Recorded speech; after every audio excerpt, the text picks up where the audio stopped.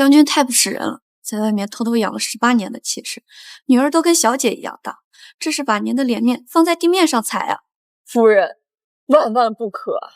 这和离书一旦写下，就不能回头了呀！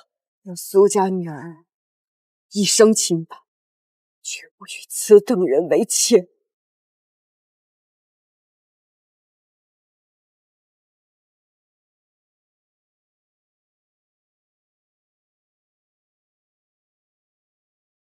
念念，你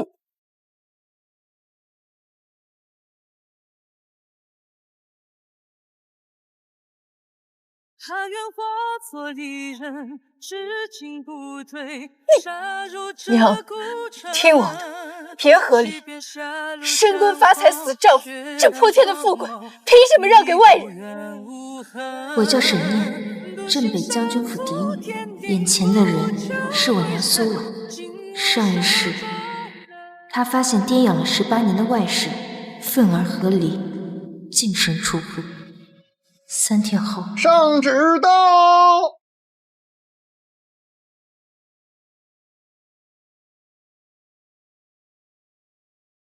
奉天承运皇帝诏曰：镇北大将军沈策为国捐躯，爹战死沙场，被追封国公。那外室便成了国公夫人。叩谢隆恩。臣父明旨。他们身着锦衣华服，摇身一变，成了镇国公府的新主人。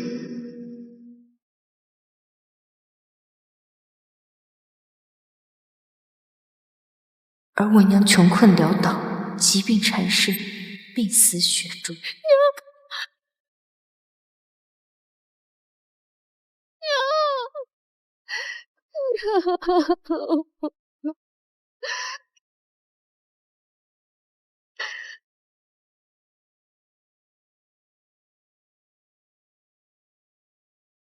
我重生回到娘写和离书的那天，回到父亲战死的前3天，我绝不会再让上一世的惨剧发生。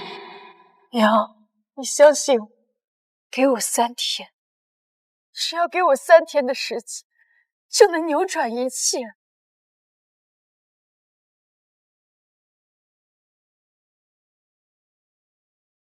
念，你知不知道你在说什么？你爹他骗了我整整18年，你让我如何自处啊？你让我如何面对这满城的唾沫星子？唾沫星子能当饭吃吗？苏儿，你清醒一点！现在和离，那沈策会给你1分钱吗？你以为那个野女人会让你带走一切值钱的东西吗？娘，我问你，现在和离，我们要住在哪里？吃什么？穿什么？我怎么会生出你这样的女儿啊？你爹在外行苟且之事，你不以为耻，反倒对这件不义之财起觊觎之心啊！你不义之财，这将军府的一草一木，每一件靠的不是你带来的嫁妆。那沈策不过就是一个从死人堆里爬上来的穷小子，他若不是娶了你，凭什么能爬上这大将军之位？娘，这些都是你的，你凭什么要让给一个下贱的外室和他的野种？你要我如何呀？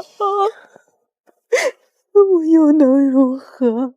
让我一生外室共处一室，还是任凭他的孩子唤我做母亲啊！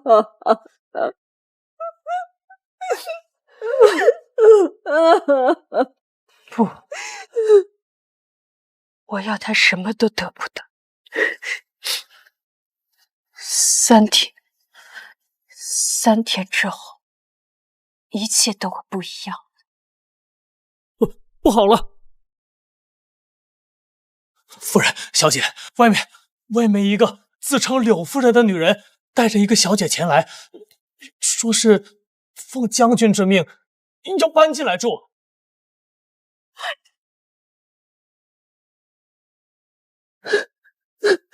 这可怎么办呢？慌什么？兵来将挡，水来土掩就是了。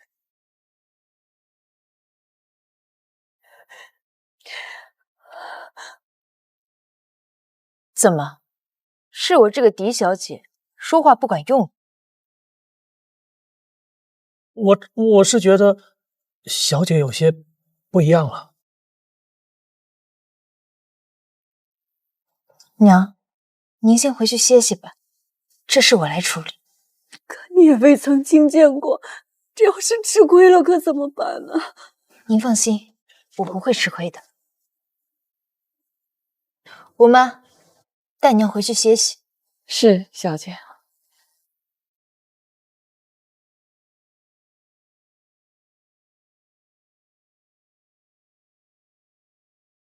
走，让我们去会会这个柳夫人。是，小姐。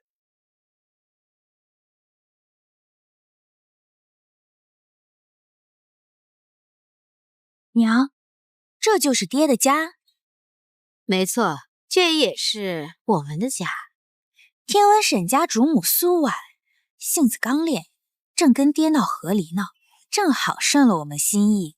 是，等他们离开以后，沈家我就是主母，而你就是沈家的大小姐。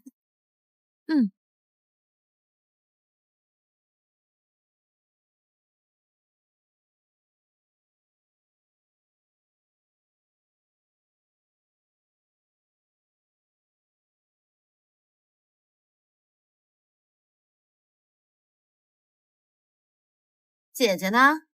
我奉将军之命前来，将军说我身子热，外边风大，他让我先住主院暖阁里养着，怎么出来个姑娘家应付啊？前世我娘就是被他这句搬进主院的话，气得当场吐血，彻底心死。沈家主母身子抱恙，正在静养，府中一切事务你算什么嫡女？赶紧滚开！我爹可是天下第一大将军，他回来打死你！一个野种也配谈爹？一个野种也配谈爹？你说什么？我说的话你没听见吗？一个野种也敢在我面前犬吠？上一世，沈云福做了国公府千金，为了我娘，我这个真千金成了他身边的侍女。他在宫宴上被皇帝看中，安排在太子身边，后来成了太子妃。这一世，我要夺回我的人生。啊，原来是念念小姐，你怎么能这么说呢？云福可是将军最喜欢的女儿，我腹中你还怀着将军的骨肉，将军最疼我了。他还特意嘱咐我，到了府里就住主院，也好和姐姐亲近亲近。怀孕，前世可没有这一出。看来为了能敬妃上位，他真是无所不用其极，连怀孕这种谎话都编得出来。是啊，我可是怀着沈家唯一的男丁。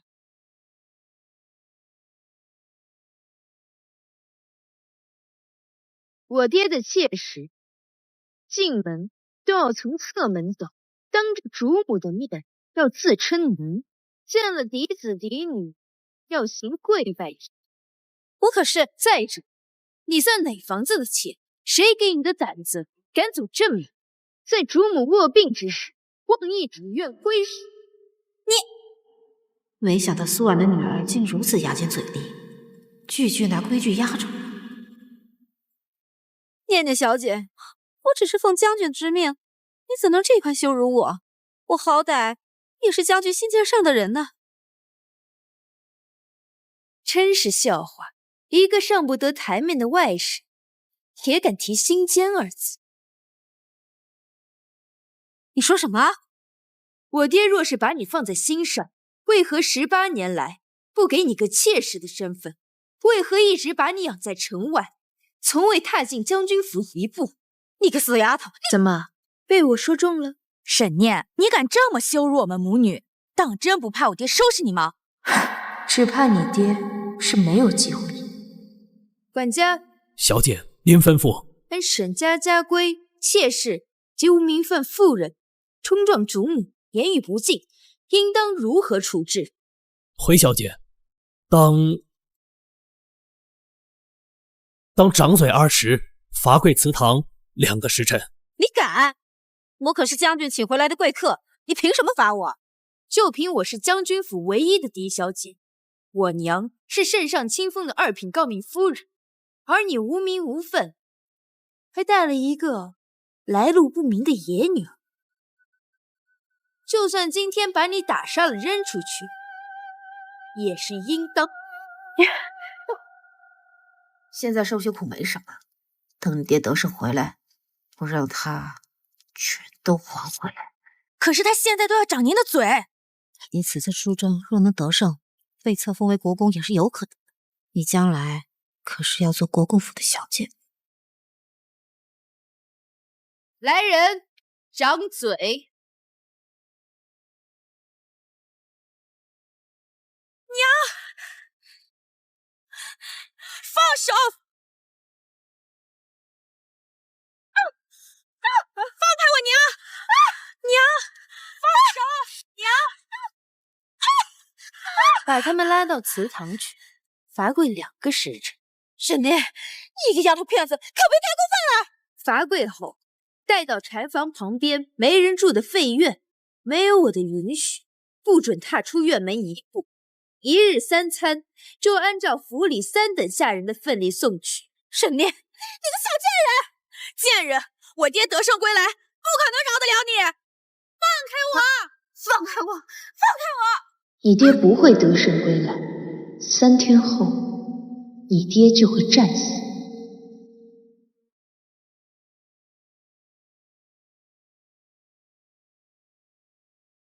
柳如月，这才只是开始，带给我加倍的还回来。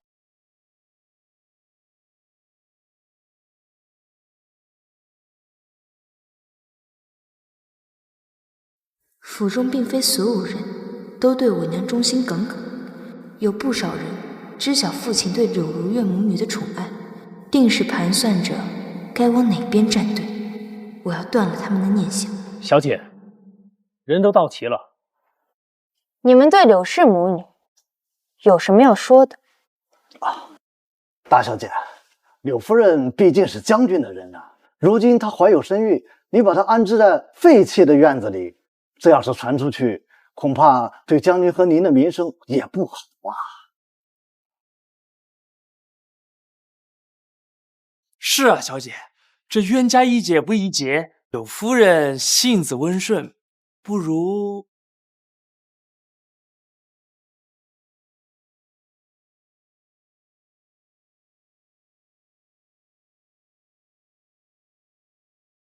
夫人和小姐心善，只要你们可以摆个头，就给你们一些吃食。哈哈哈哈哈哈！前世他就是第一个投靠柳如月，没少帮着欺辱我和我娘。大小姐，您毕竟年轻，又是个闺阁女子，这偌大的将军府还要靠我们这些人来操持啊。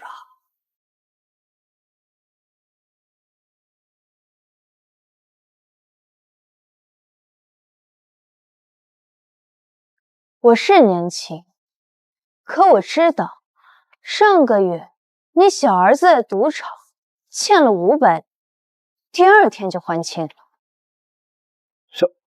小姐，你这什么意思？我不懂啊。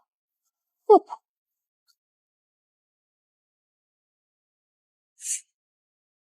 这是采买处的册子，上个月15，你从城西王记才买了20匹上好的蜀锦，花了1200两。可实际上，你只买了10匹粗布，花了100两。剩下的银子去哪了？小姐，这账本没有问题，我确实是……难道要我去把晨曦王记的掌柜派来，跟你当面对质？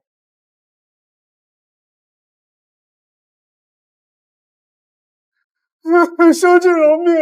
小姐饶命！小人一时糊涂，以后再也不敢了。来人，偷窃府中财物，按沈家家规，杖打50大板，拖出府去。他的所有财物都归府库所有。小姐，你不能这样对我，我可是将军的人啊！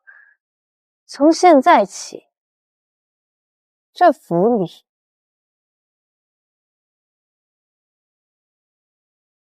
只有夫人的人和我的人。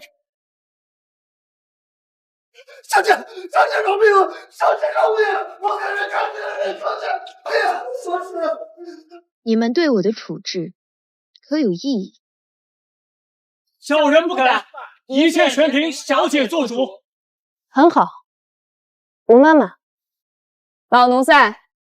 从即日起，你就是府内的总管，负责所有下人的调配赏罚。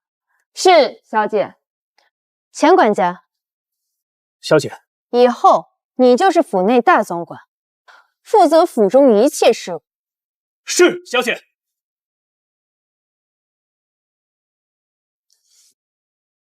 我母亲身子抱恙，父亲又出征在外，即日起，府中中会由我代为掌管，所有账房库存都交到我面前，敢阳奉阴违者，马管事就是你们的下场。是。柳如月，我要让你彻底翻不了身。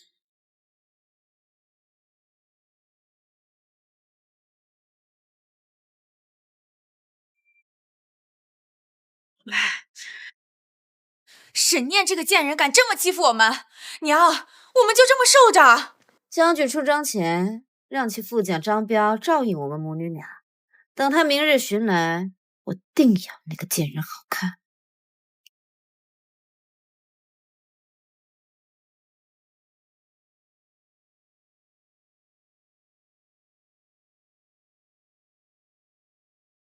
这束京郊的温泉庄子，是我爹前几年买下送给柳如月的，修容费用每月高达数百两。这庄子里似乎藏着比贪墨钱财更大的秘密。念念，娘，娘，你怎么还没睡？来看看你，我竟不知我的女儿有如此锋芒。不露锋芒，压不住豺狼。他们不是来讨生活的，而是来抢位置的。我的念念怎么突然就懂事了呢？管得了人了，也看得懂账本了。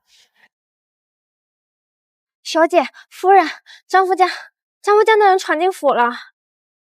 张彪，你爹的副将，他来干什么？想必是来帮那柳氏母女的。走，去会会他。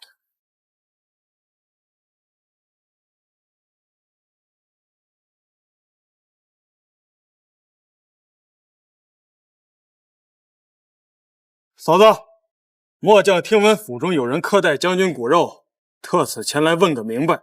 张副将，这是沈家的家事。家事？大将军出征前把柳姑娘母子托付给我，这也就是我的事儿。你看看，把将军的女人孩子关在柴房旁，还要活活饿死他们。天下竟有如此恶毒的女人，你不配做我兄弟的媳妇儿。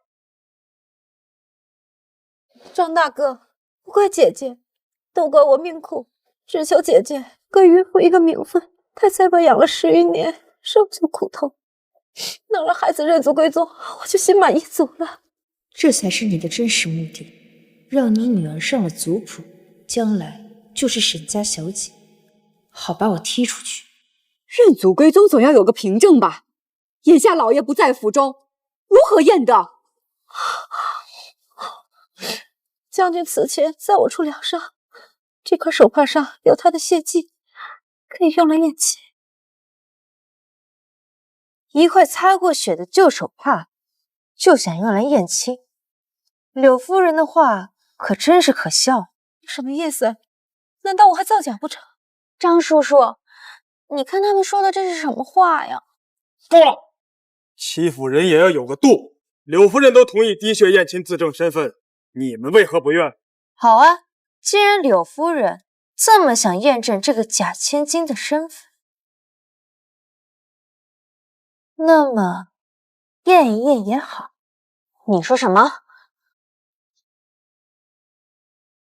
但我有个条件，为是公平，还请您去请几位沈家族老，再请2位与我父亲交好的将军同僚。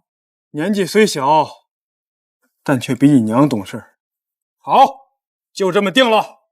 明日午时，我去找人，祠堂开宴。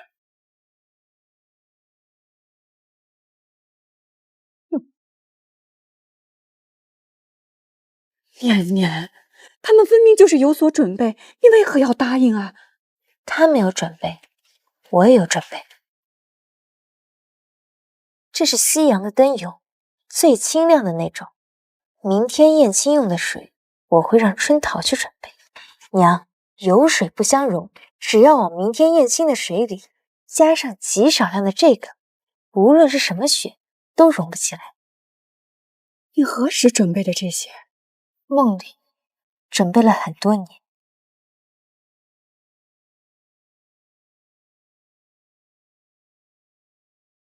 听闻大小姐善妒狠毒，容不下将军韦血脉，把柳夫人和小姐关在柴房，只给冷饭馊菜吃。可不是嘛，柳夫人的肚子里还怀着一个，保不准就是个男娃，是沈家继承人。这要是一尸两命，将军回来可如何交代？我娘肚子里怀的就是弟弟，有郎中把过脉，还没有出生就知道是男是女，这郎中还真是厉害。够了，你怎么如此刻薄？苏婉，这就是你教出的好女儿？哼，有其母必有其女，难怪沈策在外养妾室。你不是闹着要和离吗？还不去写？娘，你看到这些人的嘴脸了吧？沈家能有今日，完全是靠苏家支撑。如今苏家落，他们就急着把我们赶出去。念念是我的女儿，容不得你们在这说三道四。你们母女赶紧让位置，旧人不去，新人也进不来。新人进门总归有个章法吧？既然都同意滴血认亲，那么今日便在祖宗面前验个明白。我父亲为国出征，血脉不容混淆。开始吧。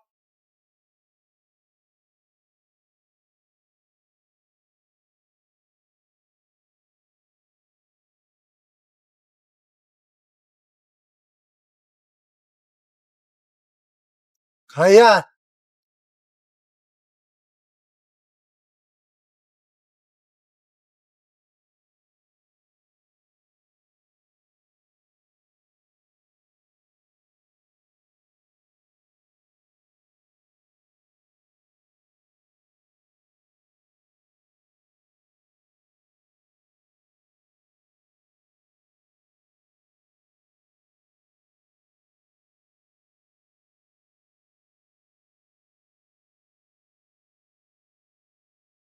不容！什么？真的不容？不可能！不可能！拦住他！这谁有问题？是沈念动了手脚，他害我，他害死我母女俩！贱人，你判我进沈府用卑鄙手段！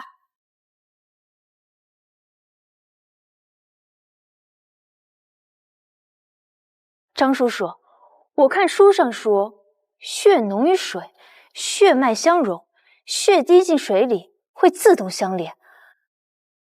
为什么我爹的血不认这个女儿呀？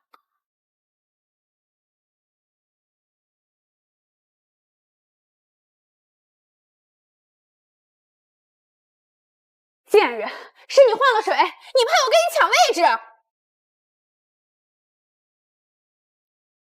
一个野种也配跟我争抢？我不是野种，我是沈家千金。是不是沈家千金不是你说了算？现在结果已出，你就是个野种。各位族老，还有什么话要说的？这到底怎么回事？是他会妖术，我是冤枉的，渔夫就是将军的女儿。现在结果已出，你还敢狡辩？这个女人带野种进沈家门，混淆血脉，为奇耻大辱，还请各位族老惩戒。还请族老们惩戒。我是将军的女人，你们不能惩戒我。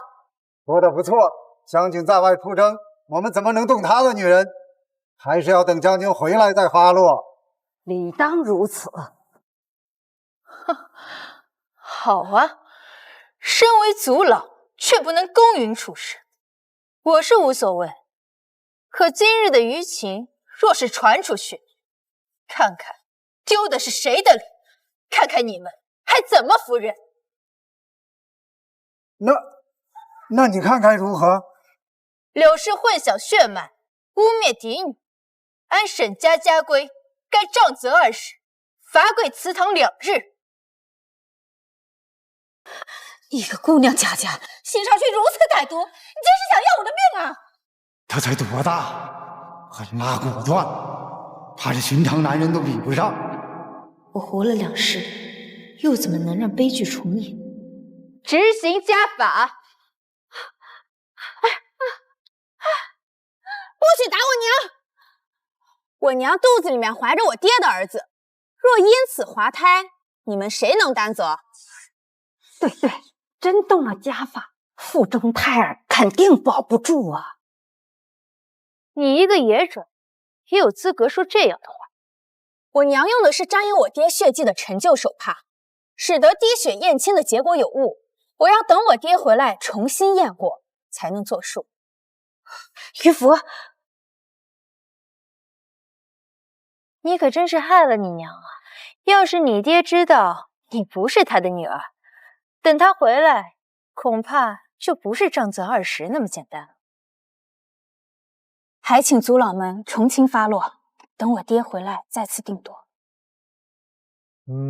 说的也有道理。柳氏腹中已有沈家血脉，不管如何也不能杖责一个有身孕的妇人。谢族老体恤。好啊，既然怀有身孕，那便请郎中来把脉验证吧。你莫不是怀疑我是假孕？你都会混淆血脉，带野种进门了，假孕又有什么奇怪？你竟敢这般污蔑我！是不是污蔑？请郎中来把脉查验便知。沈念，你这是要逼死我们母女俩！来人！我是将军的夫人，岂能容你这般侮辱？今日我便受你这20杖责。但是，若是将军的血脉流失，那就是你的责任。娘，让他打便是。若是因此滑胎，看他怎么交代。好啊，玩这一套是吧？既然怀孕不能张嘴，那么长嘴总行了吧？长嘴总不会滑胎了吧？沈念，你别太过分了。我是按族规行事，带野种进门就该受到惩戒，要么长嘴100，要么请郎中过来当场检验把脉。小小年纪竟如此歹毒，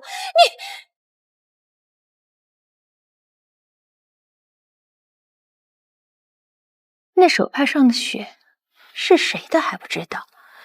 你肚子里有没有胎儿？你自己清楚。这打你是非挨不可。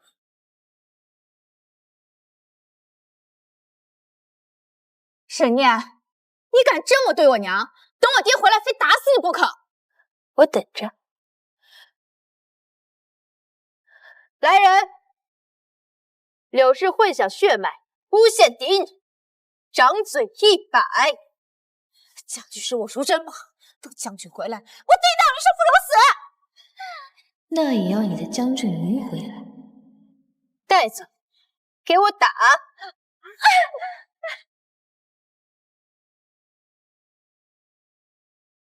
娘，娘，啊啊啊啊啊啊！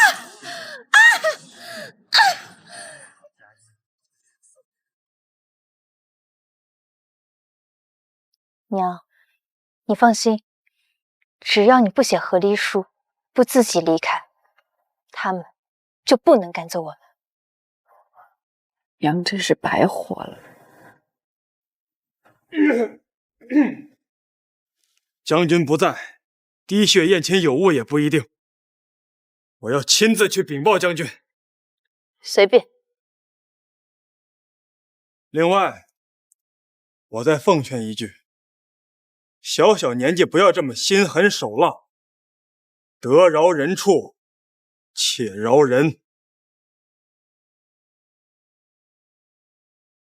哎，这算什么？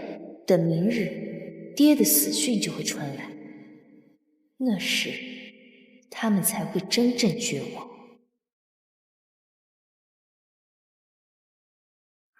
娘，你没事吧？哎呦，沈念那个小贱人，哎呀，疼死我了！等爹回来，我让爹打死他。本来就听闻苏婉要写和离书，要离开将军府的，这才想着提前把你带上门。可现在看来，他们根本就没有想离开的意思。是沈念在做害。是啊，他怎么能这么有心机？哦，对了，他已经知道我假孕的事情，这事儿怕是瞒不住了。那怎么办呀？原本想着靠假孕顺利进入将军府的，现在却成了麻烦。要是假孕被发现，爹知道了也会生气的。你娘早有办法对付，不然我怎敢假孕呢？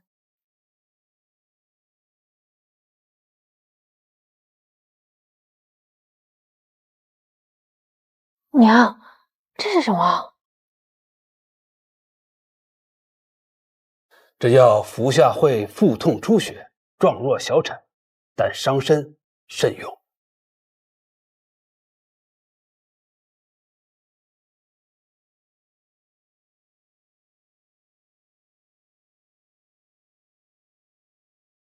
走，跟娘认错去。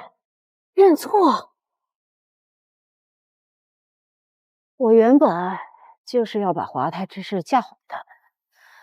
将军早就厌恶了苏婉，要是他知道孩子被他们害死，定会打死他们的。走。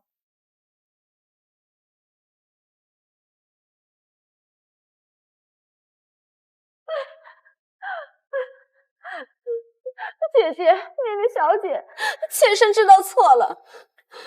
谁给你的名分，敢在我娘面前自称妾？柳氏，请注意你的言辞。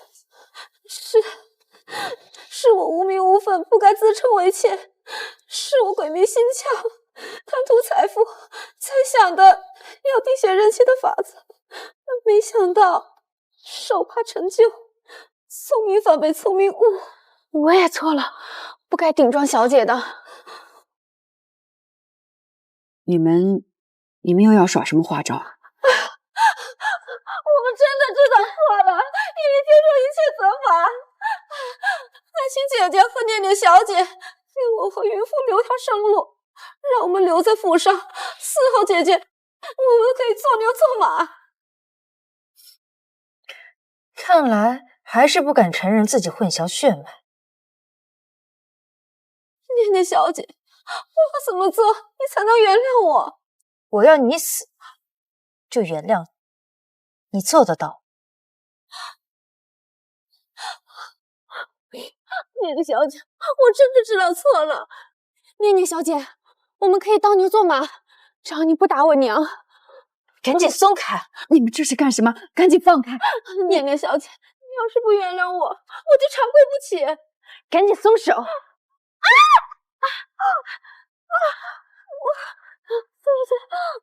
的肚子！沈念，你敢踢我娘的肚子？你娘！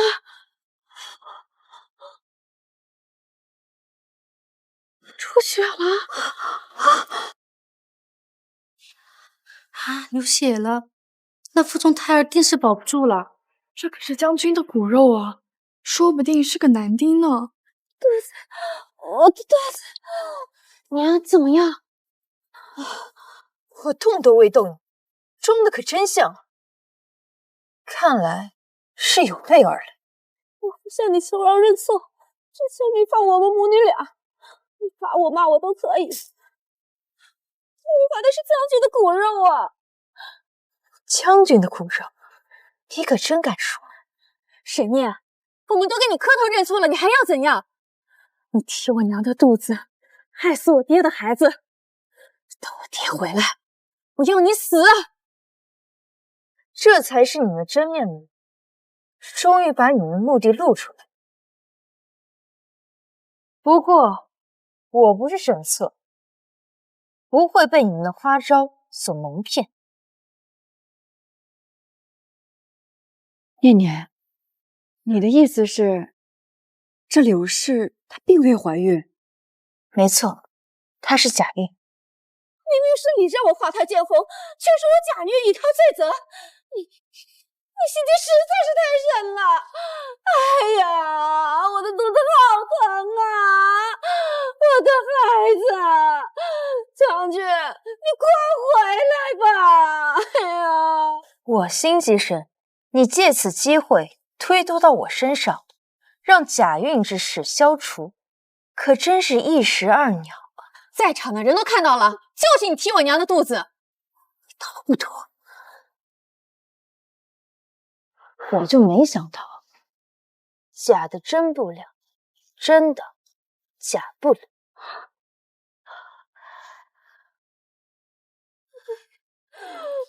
哎呀，我的孩子啊，娘对不起你啊，娘没能保住你啊。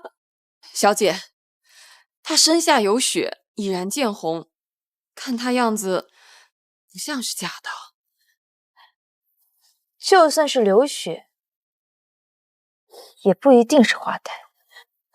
你个贱人，你害死我的孩子，你还说出这样的话！若是别人，可真就信了。可你遇到了我，只要请大夫来，一验便知。这里是沈家，你想说什么就是什么。等将军回来，他定会为我做主。渔夫，我们走。怎么，这就要走？看来是不敢验啊。不过你们走不了。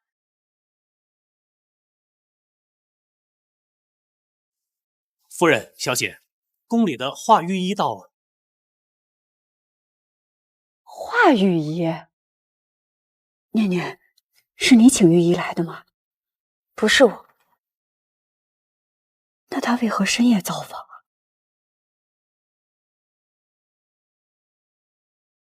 苏夫人、沈小姐，听闻府上夫人身体不适，老朽奉皇后娘娘口谕，特来请脉。皇后娘娘，母亲虽然是二品诰命，可与皇后并不相熟，为何会有如此安排？不管如何，华御医来的正是时候。命妇谢皇后娘娘垂爱。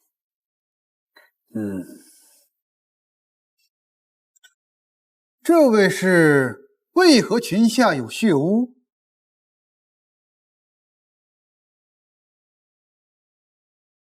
有劳御医跑这一趟了。家母身体尚可，倒是这位柳氏说怀了父亲的骨肉，方才跌倒见了红，以免他信口雌黄污人清白，还请御医为他现场诊断一下，看看一验真假，以免他日后又找此理由扰乱家门。既涉子嗣血脉，确应谨慎。老朽便瞧瞧。不敢劳烦御医看诊，我腹中的胎儿滑落，你是他的命数。意外滑胎，若不及时调养，恐生恶疾。老朽身为医者，岂能坐视不管？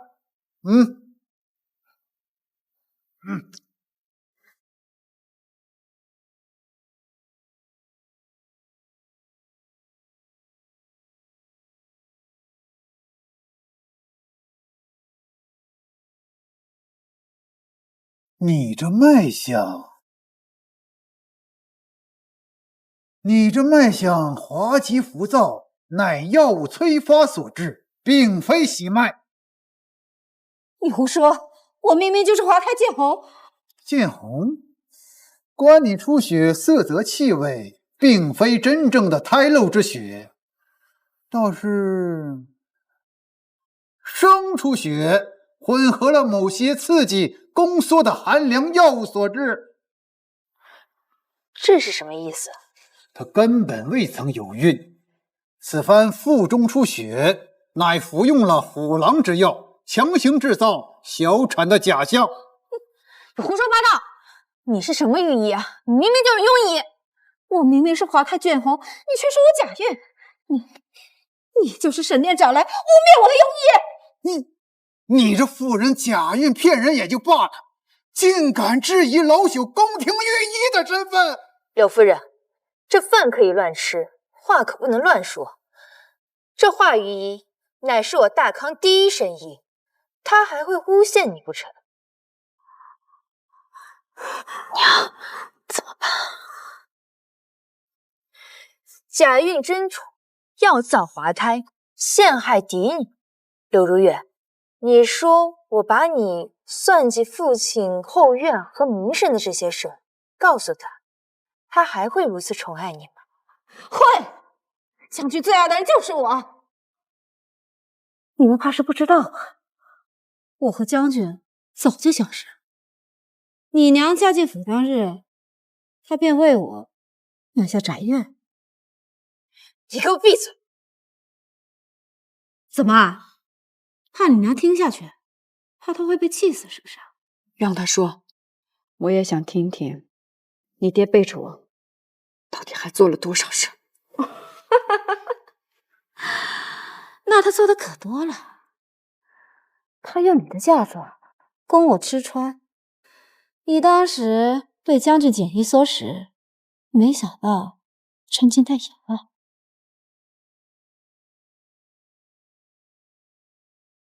是我遇人不淑，幸好我的念念及时提醒。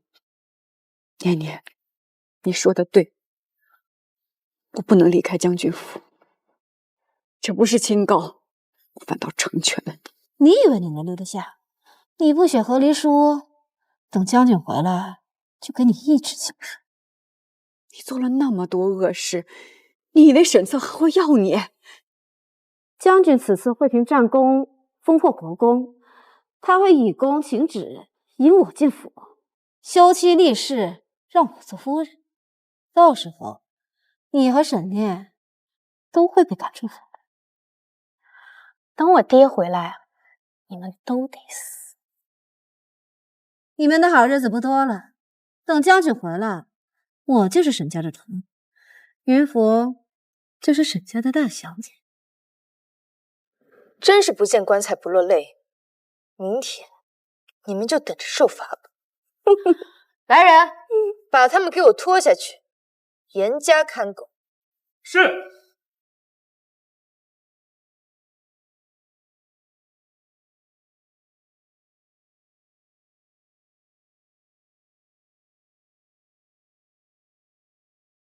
华御医，是皇后娘娘让您来的吗？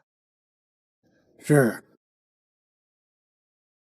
多谢御医明察秋毫，还我母女俩清白。今日之事，就请华御医如实向皇后娘娘禀报。沈家的家事，让娘娘见笑了。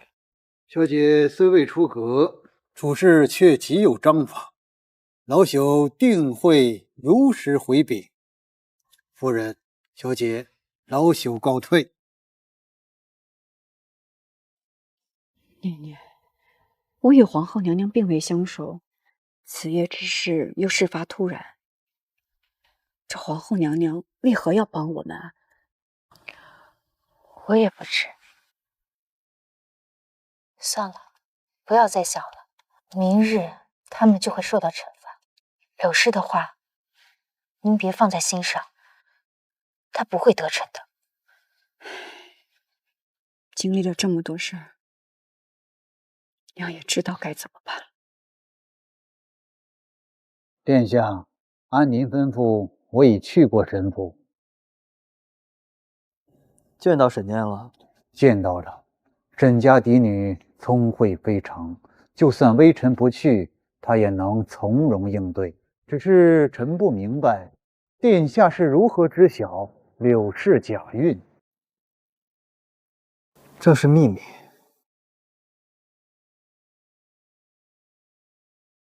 小姐，您让我查的柳氏住的京郊温泉庄子果然有问题，这是支出账目。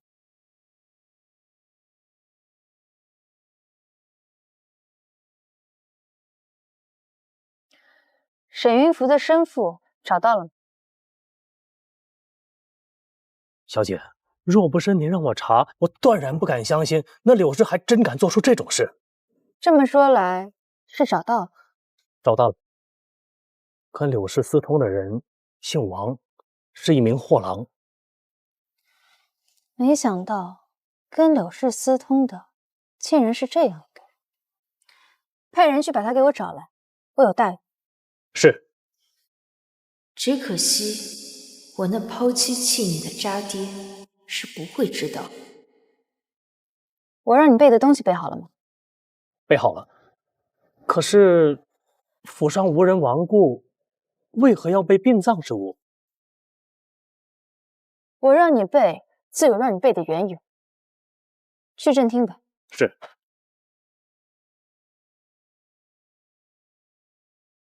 念念，你为何让我着一身素装，还在这堂厅候着？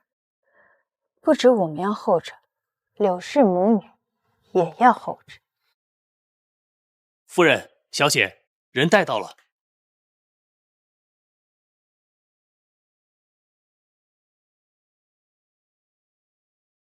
小贱人，请我们来干什么？请你们来看一出好戏。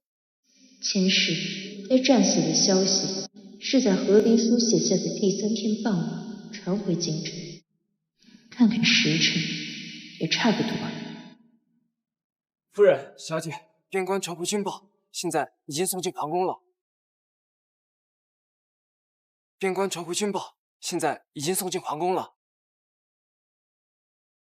是将军，肯定是将军打了胜仗。云福，肯定是你爹的捷报传到京城了。娘，终于有爹的消息了，我要向爹告状。你爹立了大功，等他回来，他们全都要死。听到了吗？将军的捷报已经传到京城，他很快就要回来了。你们现在下跪给我磕头道歉，兴许我还能让你们再好过一些。你没说错吧？让我和娘给你磕头赔礼。没错，你娘要向我磕头，你要给云府磕头。磕头。柳夫人，我看你是犯癔症了。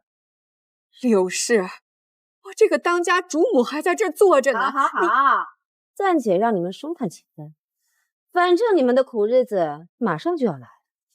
云福，你爹的捷报传到京城，我们终于等到这一天了。有没有可能不是捷报？不是捷报是什么？报丧。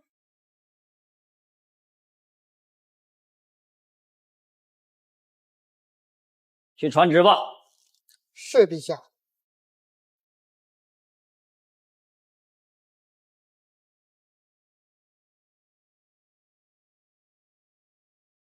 宫里送来消息，将有旨意传到神府，你们母女俩就要完蛋了。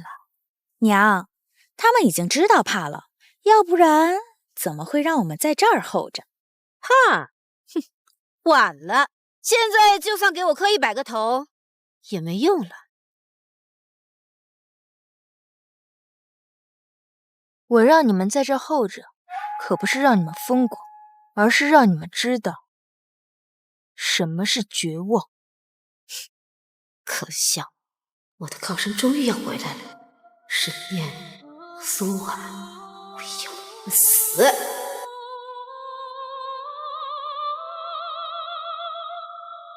圣旨到。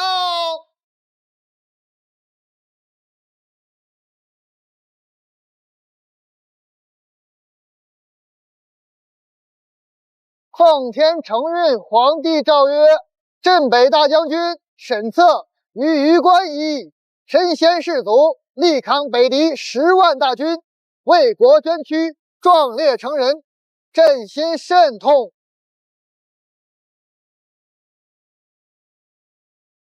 娘，撑住，好日子要来了。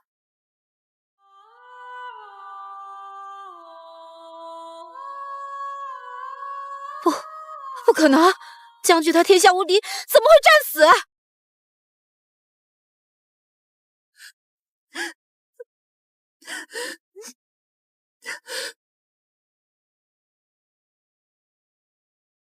怎么可能？我爹英勇不凡，怎么可能战死？肃静！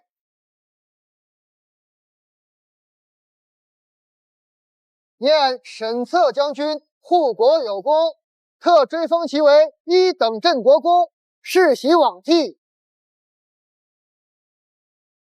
镇国公世袭罔替，这是泼天的富贵啊！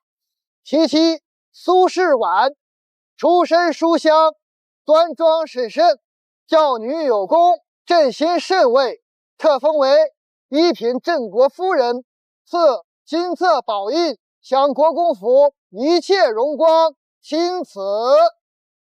1品高明夫人，享国公府一切荣光。镇国公夫人苏氏接旨。娘，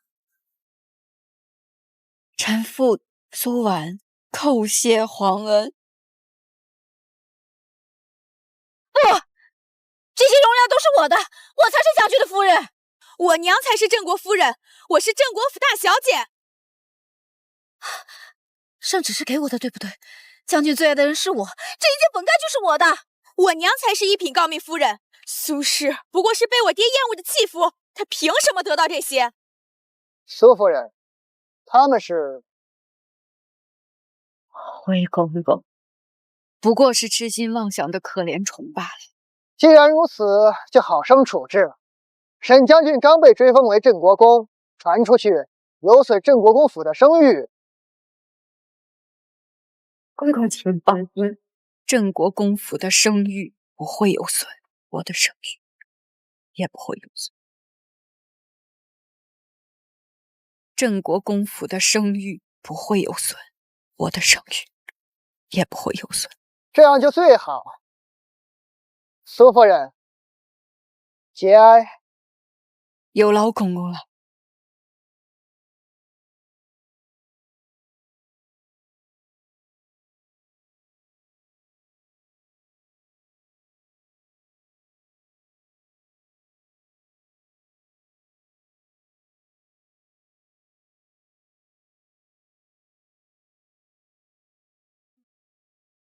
贱人，把圣旨交出来！圣旨给了你，镇国夫人1品诰命夫人的头衔就是你的了吗？你不是要写和离书离开沈家吗？为什么不离开？为什么？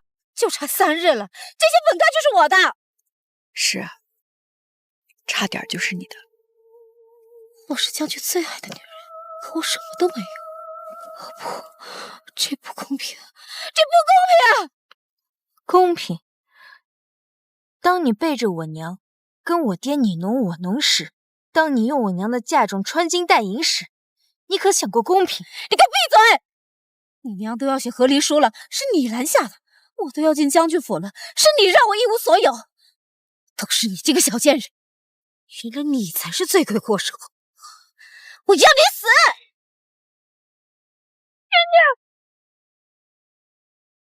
我要你死！这一巴掌是替我娘打的，为她这些年错付的光阴和真心。走，去！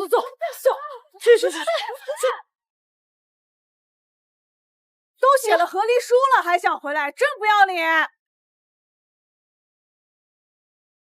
我娘是写了和离书，可他们还有11余年夫妻情分。我娘病了，求求你们救救我娘吧！将军早就说了，他最爱的人是我，你们的夫妻情分又算什么呢？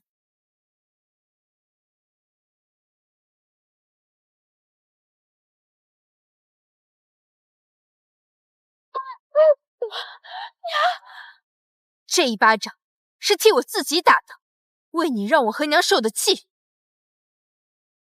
温人，求求你，救救我娘吧！那你给我磕100个头，我就救你。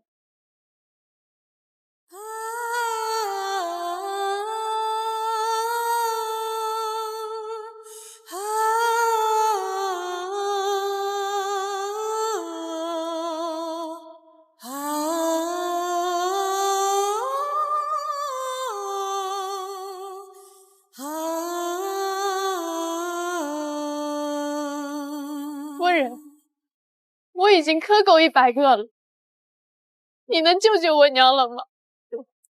你还真磕啊，真是个天真的孩子。但别说你磕100个头，就算你磕1000个头，我也不会救你娘。要不你也给我磕100个试试？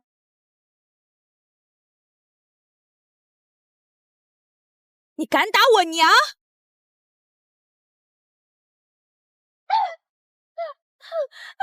岳父，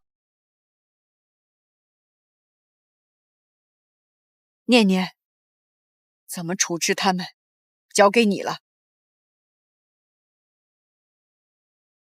怎么处置他们，交给你了。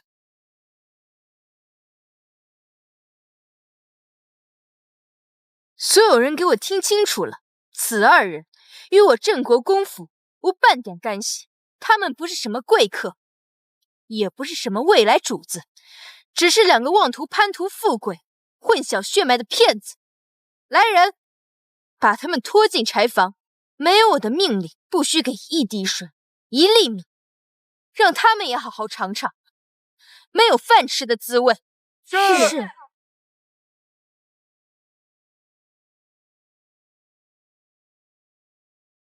沈念，你个贱人，你不得好死！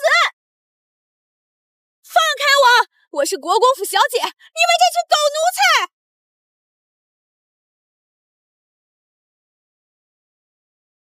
娘，现在您是郑国公夫人了。只是3天时间，你仿若脱胎换骨一般。若是没有你的阻拦，娘怕是早就写下了那和离书。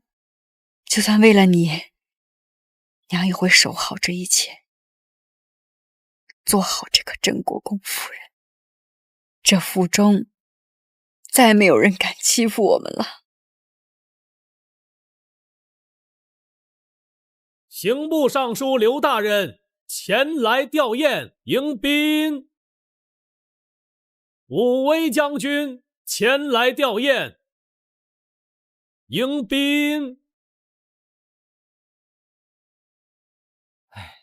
真是风光啊！满朝文武都来了吧？这陛下亲笔提了国之栋梁的匾额，就冲这一点，也全都得来呀。走，进去吧，请。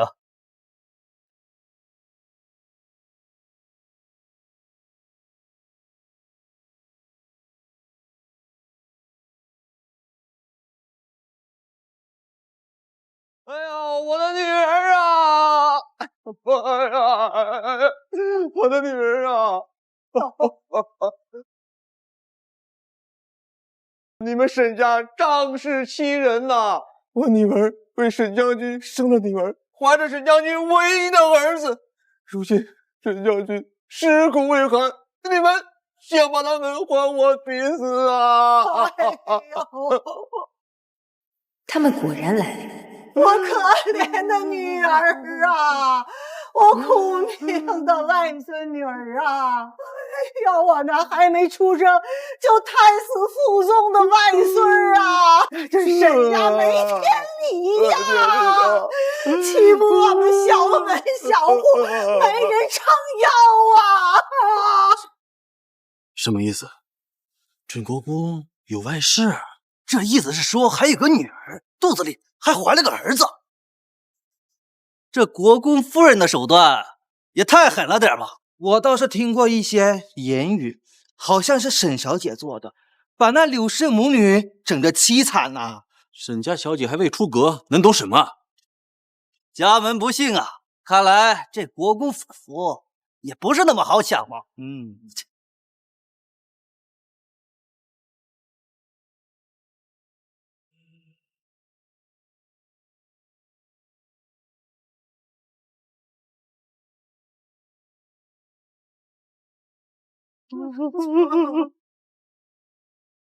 你们是什么人？我们是柳如月的家人，是你爹的岳家。好，岳家，我只知道我爹有一个岳家是江南苏家，怎么还有个岳家是柳家？你们是哪儿来的骗子，敢在我爹的灵堂前闹事？敢在我爹的灵堂前闹事！我们家如月虽然没名没分，可是他跟了将军整整18年，还为他生下女儿，怀下骨肉。如今将军不在了，你们就要把我们赶尽杀绝吗？还把我女儿和外孙女囚禁起来，天理何在？是啊，诸位可得给评评理呀！我们小家小户就该死吗？就是啊，这不气死人吗？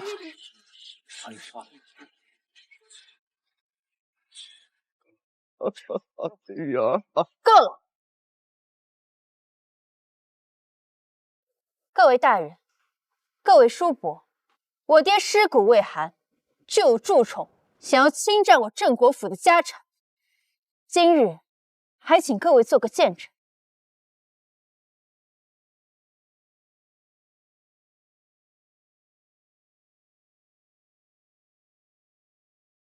永安6年，我爹为柳氏在京郊购买了一处温泉庄子，花费白银12000两。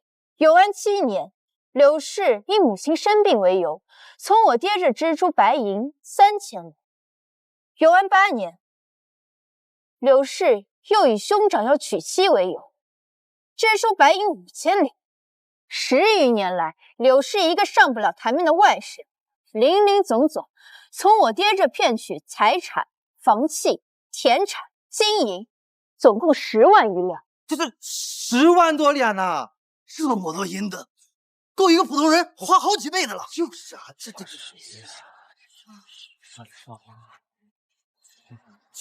刘老爷，我想问问你的女儿是金子做的还是银子做的？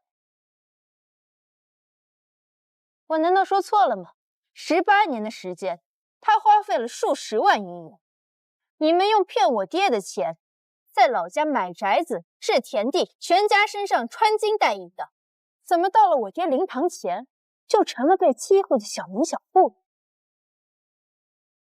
怎么了？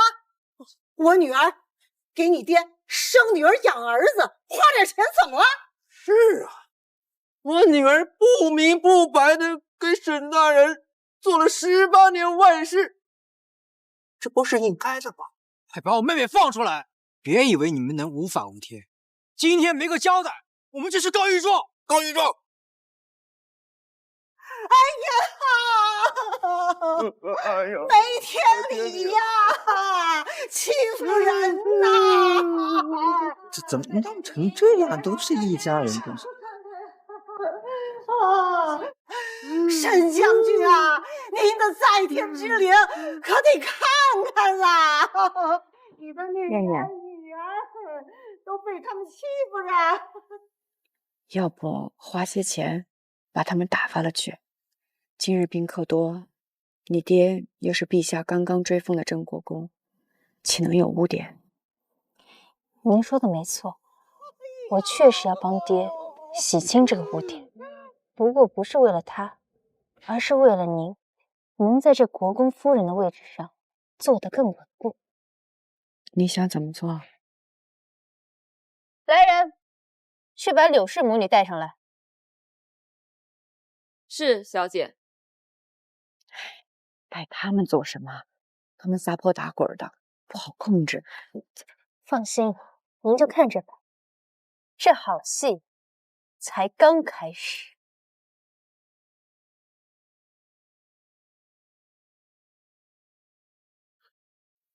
小姐，柳氏母女到。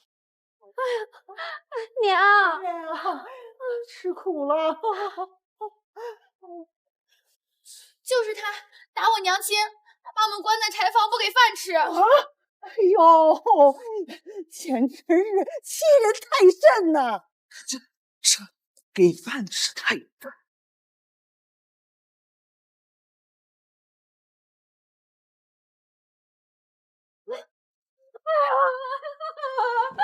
将军啊，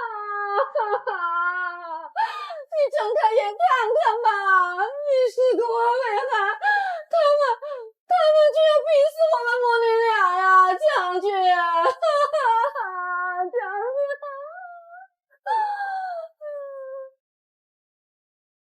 我才是国公府大小姐。大家听到没有？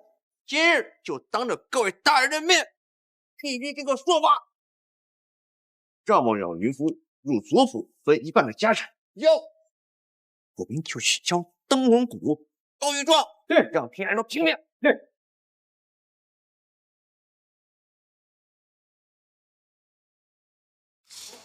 这若真是国公血脉流落在外，怕是不妥啊。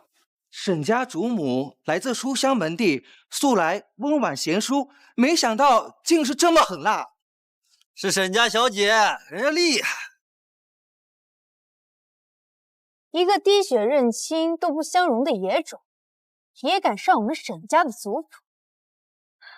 那是你动了手脚，那是你害我们。娘，将军生前最疼爱云福，诸位要是不信，可以到城外的别院打听打听，谁不知我们云福是将军的心尖肉啊？心尖肉，柳夫人，你真要我当着这么多人的面，把你那层皮给扒下来？云福就是将军不可争议的女儿，你能有的，我们云福都要有。别看着我爹不在了，你就想说什么就是什么，少跟我说这些。今日要是不能让我满意，我们就要去告御状。对，告御状。对，告御状。告御状。真是不见棺材不落泪。来人，给我带上来。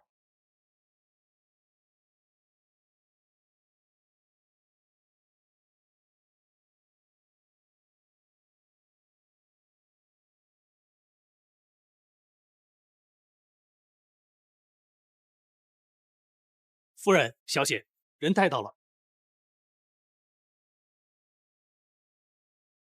柳夫人，这人你可认识？我不认识。汤真不认识。如月，还真是你！别叫我不认识。沈念，你又在做什么害？如玉，这就是我们……不是，他不是。柳夫人看着有些心虚，那我来问问，你叫什么名字？回小姐，小人叫王武，是个货郎。王武，那你可认识柳夫人？认识，小人20年前在老家走街卖货，柳娘子常来买我的针线，我们还……我也不认识你，哪来的无赖，敢勾搭我？哎，这块鸳鸯手帕，你可认识？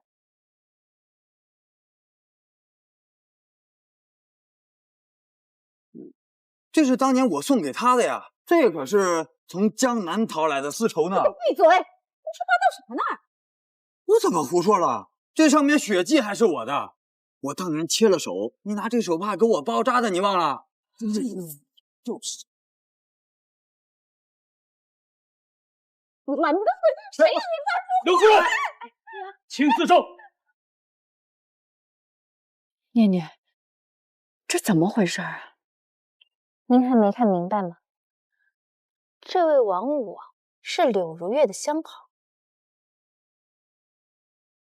这位王武是柳如月的相好。怎么了？我不认识他，我跟他半点关系都没有啊！认不认识，可不是你说了算。那这沈云福他……这沈云福不应该姓沈，而应该姓王。你口口声声叫沈策为爹，实际上这位才是你爹。不是，我爹是郑国大将军，是国公，不是什么货郎。福儿，你左脚脚底有颗红痣，对不对？你娘当年那晚生你的时候，我还偷了只鸡，给她炖汤来着。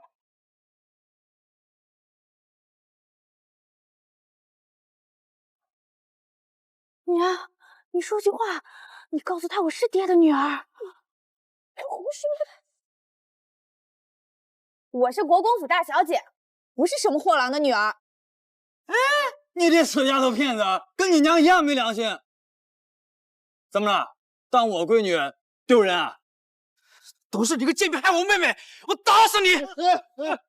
拦住他！想必诸位都已经看清了，柳氏用情夫染血的旧帕，冒充将军血脉，挟女讹诈。这柳氏没有资格进我们沈家的门。这柳氏没有资格进我们沈家的门。就算是这样，将军最疼爱的也是我。他跟我说了，会迎娶我进将军府，让我做正室夫人。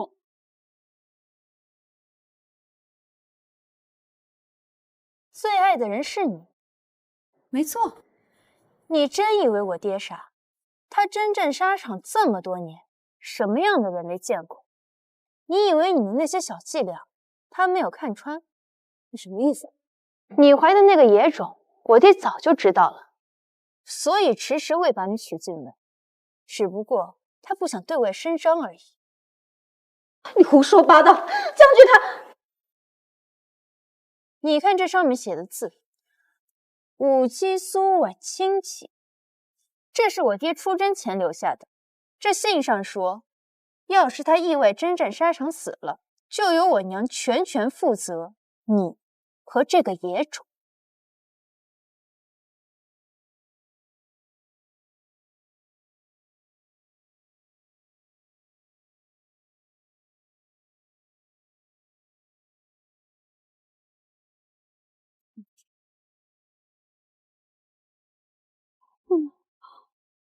将军不会说出这样的话的吧？我爹的字迹你应该认得出吧？你所说的爱，根本一文不值。将军怎么会这样？事到如今，想必诸位已经明白了。刑部刘大人，请问依大康律，柳氏以监生子冒充功臣嗣，该如何处置？该如何处置？主犯流放3000里，无犯杖100，赃款追回，家产抄没。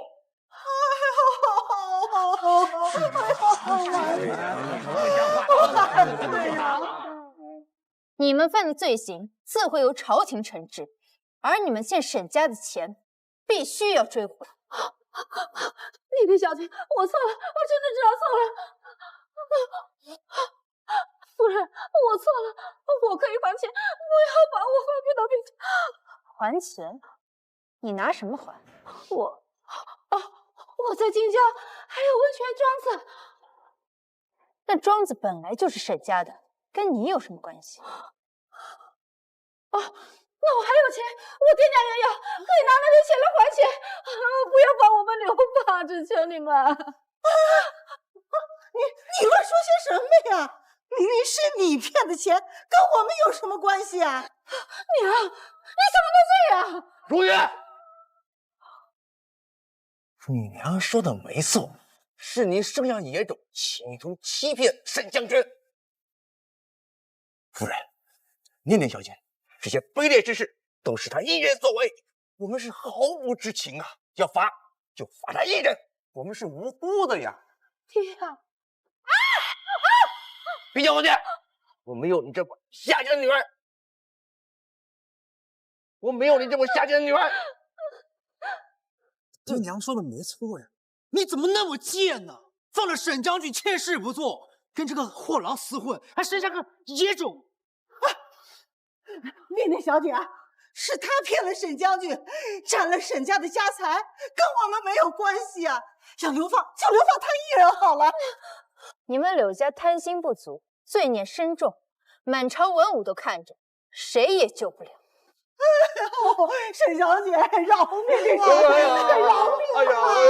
沈小姐呀！哎呀！刘大人，麻烦。来人，把他们带下去。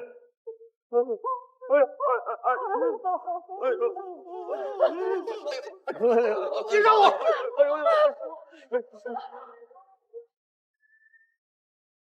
柳氏罪大恶极，只是流放太便宜他。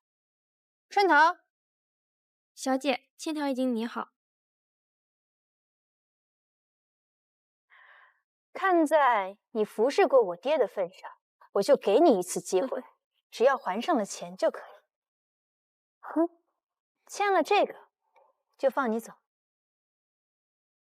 愿巨人柳如月欠郑国公府白银10万两，限期半年还钱，逾期不还，母女二人自愿为奴，终身抵债。怎么样？没欺负你吧？这么多钱我们怎么还啊？你这是要逼死我们母女俩！沈念，你个恶魔，你们不能害死！你们不能害死！我还想着让你们一家团聚呢，怎么会逼死你？什么一家人？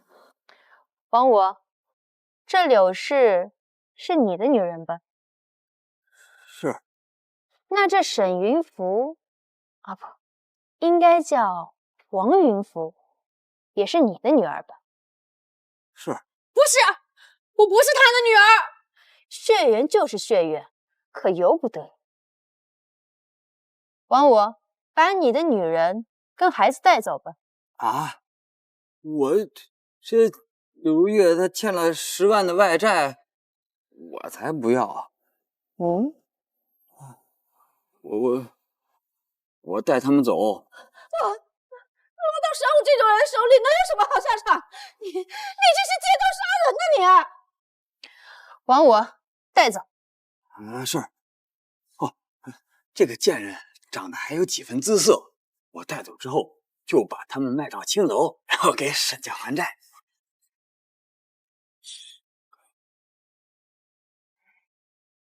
这是你的事儿，跟我没关系。我不想再看到他们。啊，是。贱人，还不跟老子走！我，你做梦！老娘死都不会跟你走的。敬酒不吃罚酒的东西！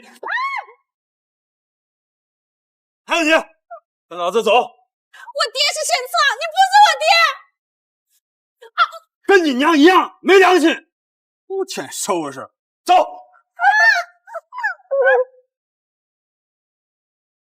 走，跟老子走。走。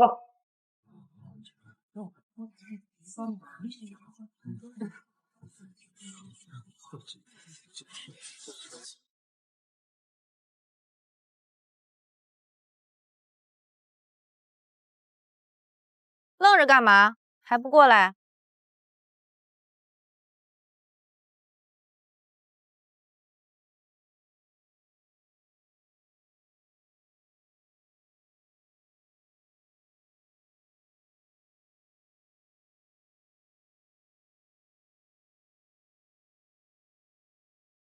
这还差不多，跟在本小姐身边当一条好狗，本小姐开心了，还能施舍你几口狗肉。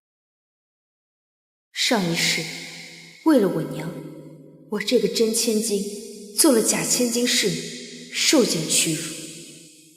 这一世，我终于改变了命运。各位，今日是先夫祭典之日，发生这样的事，让各位见笑了。国公夫人言重了，这分明是有小人作害，算不得什么。是啊，沈将军常年出征在外，哪还顾得了这些啊？没想到这个不要脸的妇人竟然敢来闹事，真是自己欺辱自己欺辱啊！虽说有人闹事，但沈小姐维护国公声誉，处之妥当，传出去必是一段佳话。是啊，巾帼不让须眉。是，国公有后啊！是。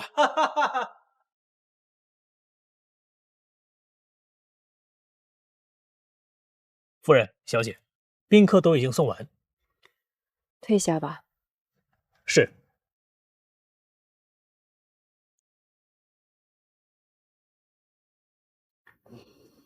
念念，今日之事是假的吧？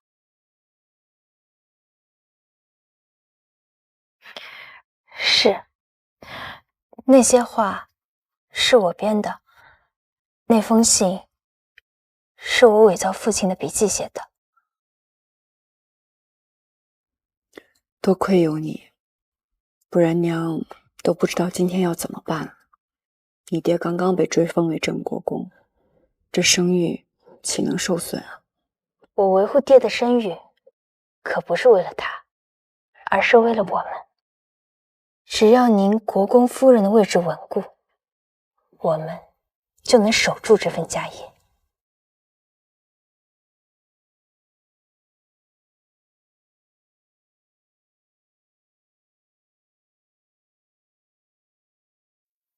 曾经我以为你爹是我毕生的依靠，为其倾尽所有，可不曾想他会这样对我。这男人啊，都不可靠，咱们只能靠自己。念念，谢谢你，谢谢你在娘写和离书的当日拦下了娘，谢谢你这3日的付出。娘会当好这个国公夫人，也会让你当好这个国公小姐。只怕是还不能安稳。为什么？这几日我在父亲的书房里发现了几封密函，父亲的死似乎不是意外。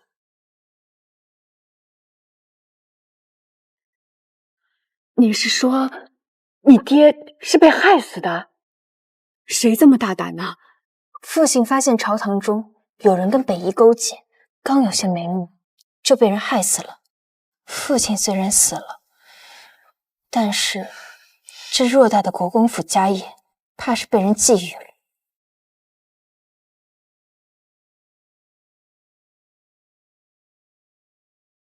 放开我！过来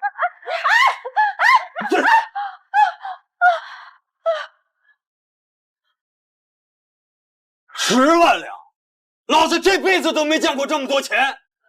两个赔钱挽留。我一日夫妻百日恩。我呸！一日夫妻百日恩。你跟沈大将军睡的时候，怎么没想过老子？还让老子当这个便宜爹。现在好了，老子成债主了。我是国公府小姐，我不是你女儿，我要回去。哎呀，小姐还做白日梦呢？你现在是老子的闺女。你们两个老老实实的在这儿待着，谁要是敢跑，我把你们两个腿给打断。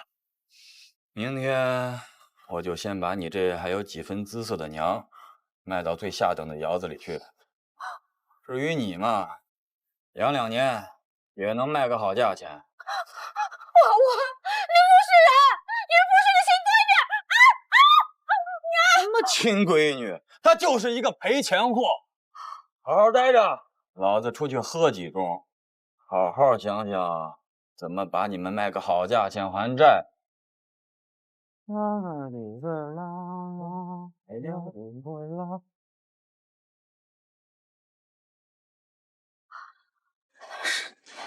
好狠！这不是让我抵债，你是让我生不如死。我爹是将军，我爹不是货郎。我爹是将军，我不是货，不是货郎。岳父，我俩跟爹走了。你别吓娘，岳父。你是谁？我家大人是朝廷兵部尚书，奉大人之命前来帮助你们。怎么帮？让你成为国公府的大小姐。真的吗？只要你跟我走，就能做得到。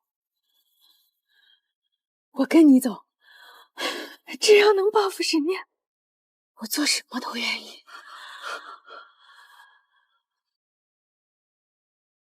华御医那晚突然造访，帮了我们大忙。他是受皇后娘娘嘱托，我们另当表谢。宫中规矩甚多，切记谨言慎行啊！娘放心，女儿已经记下了。皇后莫名相助，是什么缘由？记得上一世，沈云福在宫宴上被太子看中，后来得太子独宠。这一世，沈云福可没有这样的机会了。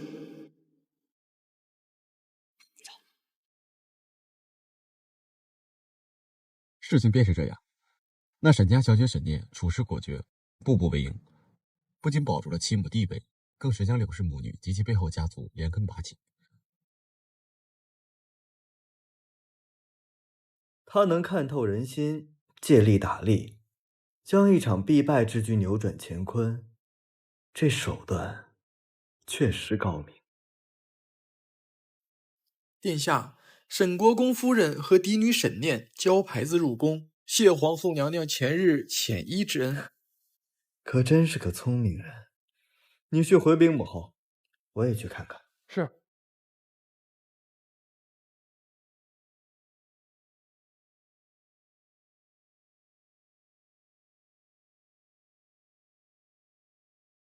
见过皇后娘娘。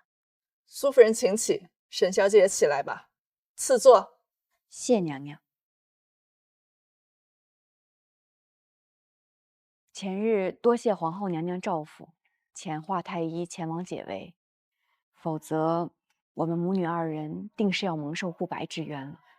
沈将军为国捐躯，你们母女不易，维护功臣遗眷，本是皇家应做之事。这就是沈念，抬起头来，让本宫瞧瞧。果然钟灵毓秀。听闻你能为母分忧，处置家事井井有条。回娘娘，臣女只是不愿母亲伤心，更不愿父亲身后清名被污，幸得娘娘洪福庇佑，这才侥幸周全。不居功，懂进退，很好。苏夫人，你教养了一个好女儿。娘娘谬赞。太子殿下到。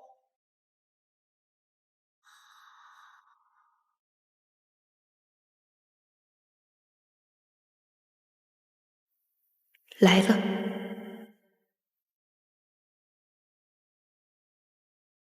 儿臣给母后请安。纯儿来了，正好。这位是苏夫人，这是沈小姐。参见太子殿下。夫人小姐不必多礼，早就听闻沈小姐智勇双全，今日一见，果真名不虚传。太子殿下谬赞了，臣女只是尽本分。这没什么，忠烈之后理应保全，更应扶持。日后若遇难处，可告知姑或母后。正是，日后若有人再敢欺你们母女孤寡，尽管报与本宫知晓。臣妇叩谢皇后娘娘、太子殿下隆恩。不必多礼，起来吧。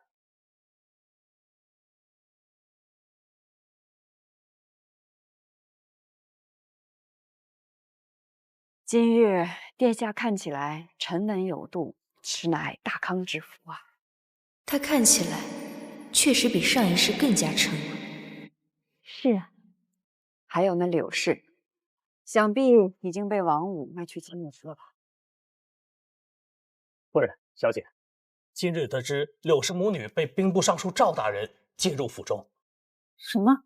千真万确，王货郎到府上要人都被打断了腿。兵部尚书赵敬亭，莫非就是他跟北夷勾结，害死父亲？还有，青州我族亲戚进京吊唁，现已在府上候着，几个族老在陪同。只怕不止吊唁这么简单啊。那是自然，父亲在世时跟青州本族并不算亲近，他们此时前来，想来是要逼你过继子嗣。过继子嗣？不错，唯有如此，他们才能名正言顺的瓜分或控制国公府。念念，这国公府娘是为你守的呀，娘只有你就够了。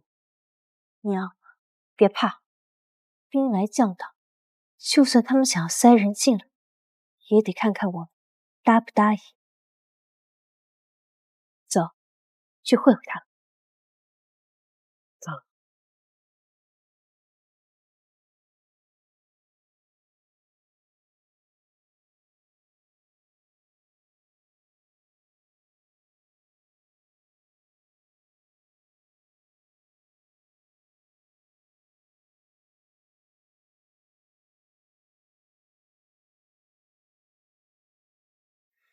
你今日就去国公府，以族亲的名义拿到爵位继承权。我是族亲不假，可是这沈炼霸道的厉害，只怕……沈念最擅长用大义压人，你是沈侧族兄，这就是大义。要是争不到，就去告御状。听到了吗？是。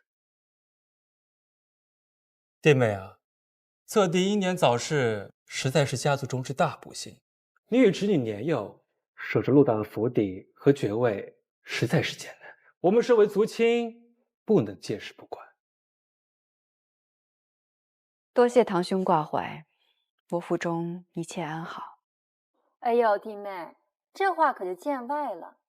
这过日子里里外外柴米油盐的，哪样不需要男人张罗？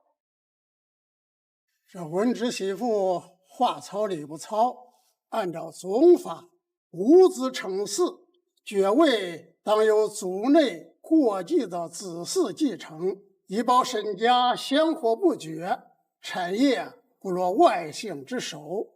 侧宫这一支，总不能断了祭祀。叔公言重了，过继之事还得从长计议。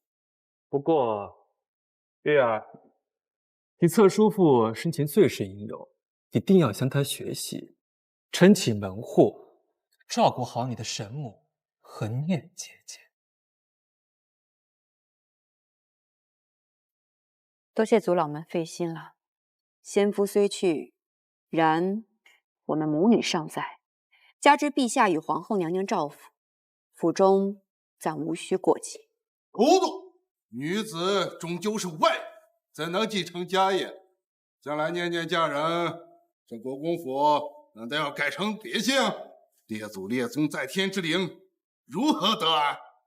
你身为宗父，岂能如此自私？岂能如此自私？族老此言差矣。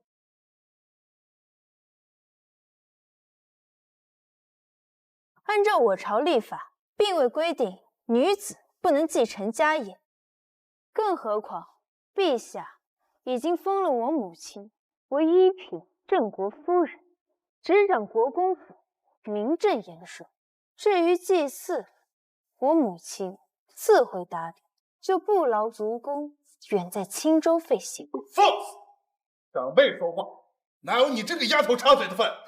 苏婉，这就是你教养的女儿，如此的尖牙利嘴，不敬尊长。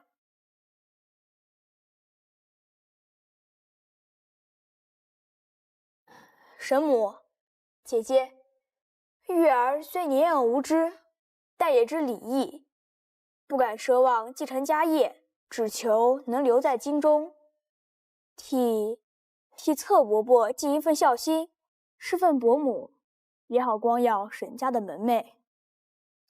哦，不知堂弟在青州时读的是什么书？可曾学过在礼法里关于陈条与律祀的规矩？又可知道过继需要两厢情愿，更看重嗣子的品行，而不是一个随意的同性孩童即可。宗法礼制，岂由得你一个女子来指挥了？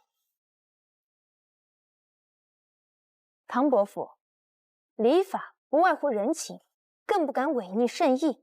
既然陛下将爵位赐给我父亲这一支，那么就该由我母亲和我这个嫡女继承遗志。若按照宗法，非要过继，难道说圣旨比不上族谱宗法？还是说唐伯父觉得陛下的恩典，我们沈家可以随意更改处置？可以随意更改处置。哈哈哈哈！沈丫头误会了，我等绝非此意，是为你们的长远考虑。长远考虑。我父亲尸骨未寒，灵堂犹在，若为族亲不思考着如何告慰我父亲的在天之灵，反而齐聚在此，逼迫我母女讨论过继分产，这便是族亲的帮衬，这便是沈氏宗族的情谊。竟敢这般质问本族长辈！话到如此，我便挑明指引：你们想要趁火打劫，便是选错了地方。国公府的一草一木都是我和我娘的，你们休想要染指半府。好一个尖酸刻薄的丫头！既然你如此不识趣，明天我等就去找陛下告状，看你能不能做得了这继承人。届时我会带玉儿前往，把全京城看看，我们沈家后继有人。我们走。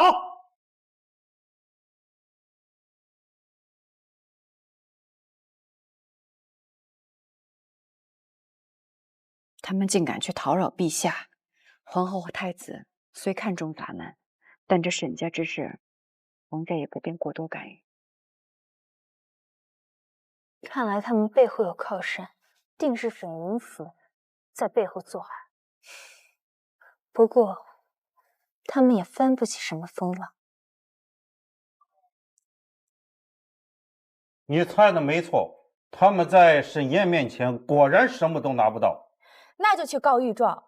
沈念再厉害，也不过是一位女子，女子怎能继承家业？本官果然没看错人。我帮大人拿到国公府家业，也是在帮自己。还有，我要提醒赵大人，可别让沈念查到他父亲的死因。他不会有机会。今日沈氏族老到御前状告国公府大小姐，此乃家事，朕不便插手，便将尔等召集前来，由你们自行商辩解决。若是沈氏族老占理，那便过继子嗣给国公夫人；若是沈念得胜，尔等便不要再提及此事了。谢陛下隆恩。不保护亲，不可以为人；不顺乎亲，不可以为子。天地君亲师，长幼有尊卑，这是古法之训。而沈念目无尊长，眼无长幼，破坏礼法，品行不端，不配做沈家的继承人，就应该清除族谱，赶出家门。叔公对我说这些话，有些多余了吧？难道你承认你是这样的人？不知叔公可有听过这样一句话：长而无数者，老而不死，是为贼；老而不死，是为贼。陛下，仅此一言，便可直击品行。沈念，你为何说这样的话？回陛下，长幼有序是自古的道理，臣女也懂得尊重长辈，但臣女只尊重值得尊重的长辈。你是说他们不值得你尊重？古法说长幼尊卑，但也有说言传身教，和蔼可亲，品行端正，率先垂范，而这些根本就没有做到。简直是无礼！哪有女儿继承家业的事情？回陛下，臣女并非无礼，而是根据我朝律法，互婚律有载，互绝者其家业可以有在世女成分。臣女父亲虽去，但母亲健在，臣女亦是在世嫡女，承继家业合乎礼法。法理之外，尚有宗法，女子终究要嫁人。届时，这国公府岂不是要落于外姓人之上？沈族老此言差矣。本朝立法既已明文，便是陛下治国之责。莫非沈族老看来，这宗族规矩竟大过律法？老臣不敢。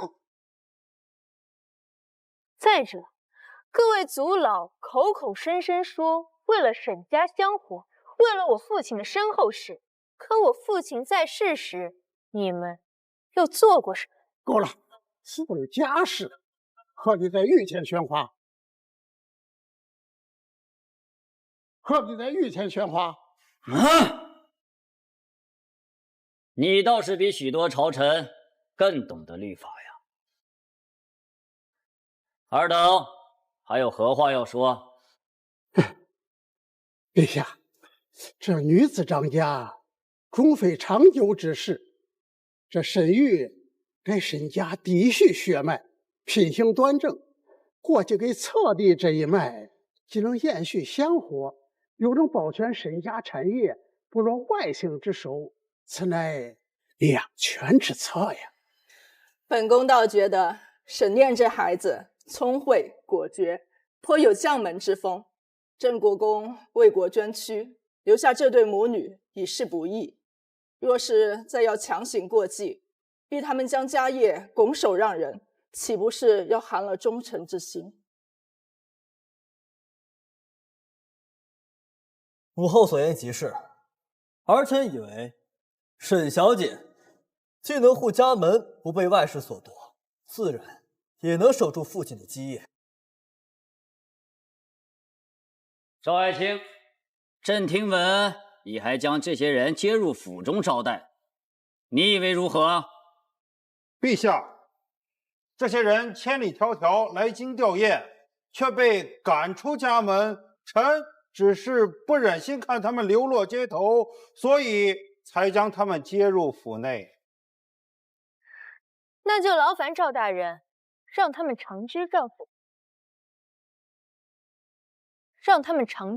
吧。陛下，沈家家事，臣本不该知会，但无子则嗣，这确实是旧俗。回陛下，无子过继确是旧俗。臣女想问各位族老一个问题：若过继子嗣，当以何人为先？当然是血脉最近、品行最佳者。那沈玉堂弟可有其他兄弟？你什么意思啊？唐伯父育有3子，沈玉排行老2，长子沈觉年15，已考中秀才；幼子沈琦年8岁，聪颖好学。为何不选长子或者幼子，偏偏选12岁、文不成、武不就的沈玉？玉儿性情敦厚，因为沈玉最好控制，长子已有主见，幼子备受宠爱，唯有沈玉资质平庸，异于百步。若是过继，唐伯父便可借亲子之名，行掌国公府之实。到时候，这国公府的家业落入谁手，可就难说了。你胡说！小小年纪，心思如此歹毒，竟这般揣度长辈。此的言论简直是无理取闹。女不教，母之过。就这还国公夫人呢，连个女儿都教不好。我如何教你，还轮不到你在这说三道四。你别以为当了国公夫人就了不得了，你不过是运气好罢了。大胆！你对陛下亲封的国公夫人也敢乱言？启禀皇后娘娘，我只是……你说苏夫人运气好，意思是沈策就该战死吗？陛下恕罪，民女可不是这个意思，民女。朕看你就是这个意思，商辩不成便恼羞成怒，恶言相向。来人，将这2人拖下去，掌嘴一摆，以示惩戒。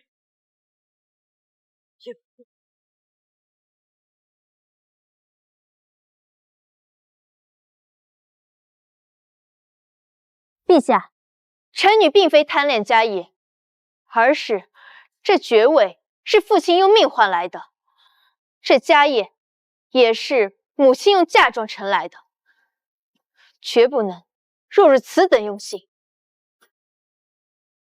好，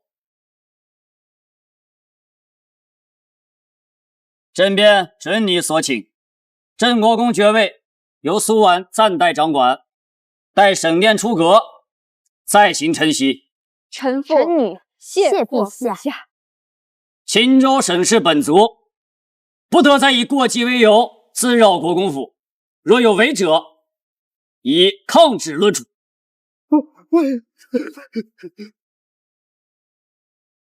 赵爱卿，臣在。你既熟知礼法，此事便由你来监督。若有族人再犯，朕唯你是问。臣遵旨。沈松，早。这般商辩下来，朕没有看到你半点为国公府，倒是另有所图。朕命你即刻离开，10年内不准入京。谢陛下奴命。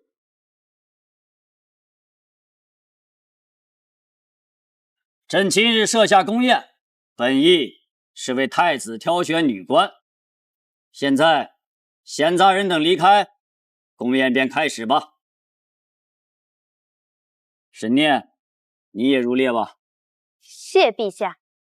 陛下，臣知您为太子挑选女官，臣刚巧收了一名义女，才情卓著，容貌俱佳。哦，义女？朕倒是好奇，你收了个怎么样的义女？选上来吧。宣赵大人义女赵云福进殿。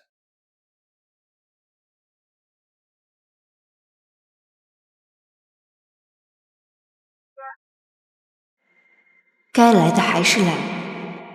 上一世在宫宴上，沈云福被太子看中，选为进士。皇儿，你可有人选呢？父皇、母后，儿臣要选沈云福。此后，他便陪伴太子左右，太子对其情根深重，独宠他一人。只是不知这一世，他会不会还寻沈宁府？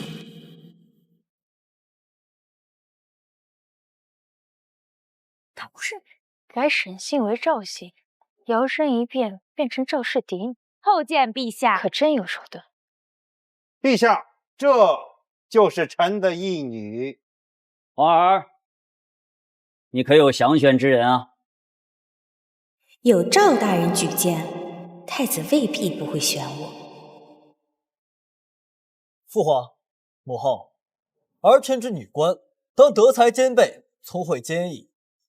今日儿臣见沈小姐应对家族之乱，护家门之志，可谓是真才情。儿臣使意，请父皇请沈念小姐为女官，随侍东宫切磋进也。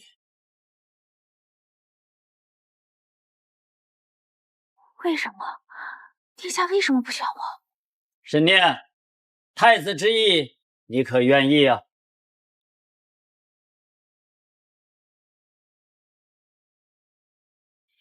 能陪伴太子殿下左右，是臣女的荣幸，臣女定当尽心竭力。好，那便如此定下。沈念即日起为太子女官，可自由出入东宫。臣女谢陛下恩典。陛下，臣女还有一事上报。准奏。臣女在整理父亲遗物时，发现了几封密函，信中写道，朝中有人与北夷勾结，臣女父亲战死，许是与之有关，还请陛下明察。还有这种事儿？那几封书信现在就在家中书府中，臣女还发现了些线索，明日便进宫呈给陛下。好，那明日朕便等你的证据。若是属实，朕定不轻饶。是。该死！非但没有压住沈念，反而让她成了太子府女官，大出风头。沈念已经请奏陛下去查他父亲死因，还说掌握了实证。如果他明日真递交陛下，那就完了。坚决不能让他递交证据。那就只有一个办法，先下手为强。你的意思是？沈策战死，国公府只剩孤女寡母，今晚直接派人入府除掉沈念。只要他一死，苏婉一个寡妇不足为虑。国公府还是迟早能想法子弄到手。你是非要除掉沈念啊？我是想除掉沈念，但也是为了大人。是坐以待毙，等沈念明日递交罪证，还是先下手为强？大人自己选择。哼，本官乃是兵部尚书，岂能没有你一个女子果断？今晚我就派人进国公府，永除后患。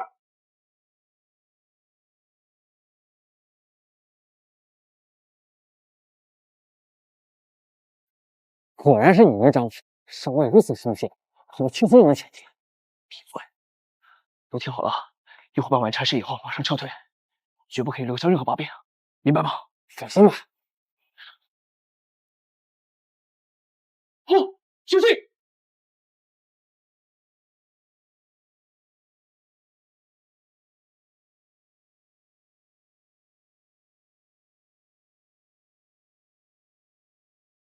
三位侍卫，符号出去了，快！真有傻事，国公府只剩我母女俩，他们自然不会放在眼里，这才冒险，却不知闯入了陷阱。拿下他们，留活口。动手！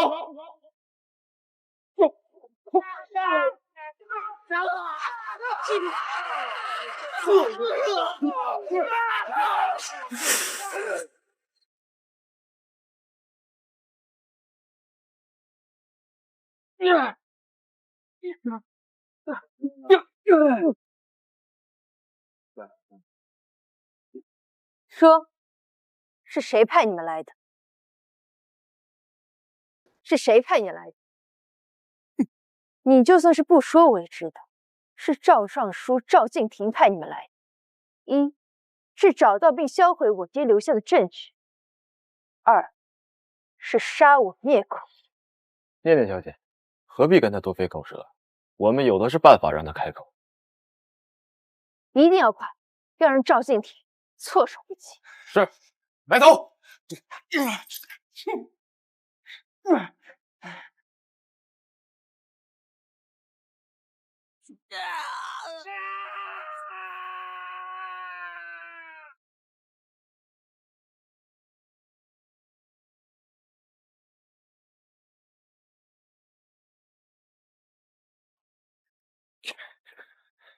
那几个活的都招了，是赵敬亭派来的。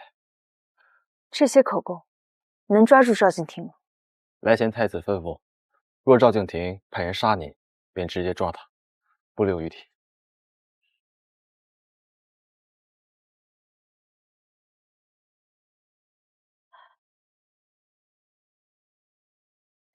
也不知道尝试了没。我派出的可是精锐死士，国公府的那帮守卫根本拦不住他。那就坐等好消息。老爷，老爷，不好了，来了好多内侍，是来抓您的。什么？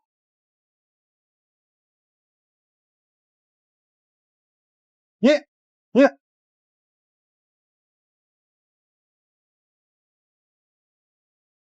赵大人，我们又见面了。你好算计啊！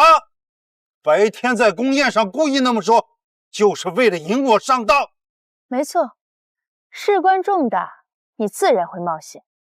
我猜，你这义女也给你出主意了。沈念，你心机太深，你不得好死！不是我心机深，是你太着急了，你巴不得我立刻死，这才中了我的圈套。念念小姐，人已经抓到，我等还要回去复命。赵大人，你们可以带走，他能不能交给我处理？太子吩咐过，全凭念念小姐做主。替我谢过太子。把人带走。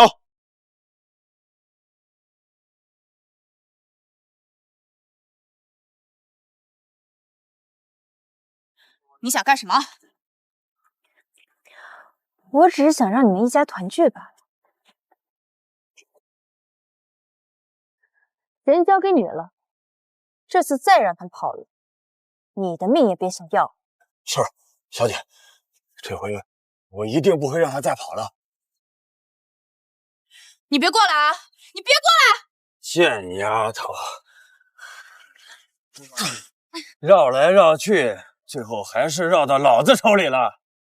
这回回去我就把你卖到窑子里去。走，走。沈云甫，你没有任何机会了。娘，赵敬亭已经伏法，沈云甫也得到了应有的报应，再也没人能威胁我们了。是啊，念念，这一切多亏了你呀。娘到现在才觉得这国公夫人的位置坐得安稳，这日子过得舒心。娘，我们会一直好好的。国公府是我们的家，我会守着它，也会守着你。我的念念长大了，以后娘就把这个家都交给你了。走。这一世，我终于改变了命运，护住了母亲，守住了家业，惩治了仇人，前路阴霾已然散尽，未来是掌握在我自己手中的锦绣前程。属于我沈念的人生才刚刚开始，只是还有一件事我要弄清楚。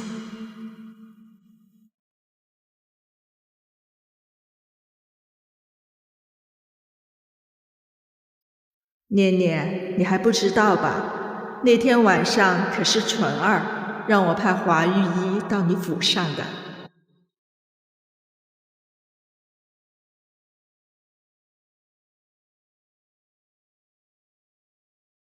我有件事情想请殿下帮忙。何事？我想请殿下派几位侍卫到国公府。好。殿下不问缘由吗？我知道你要做什么，自然不需要。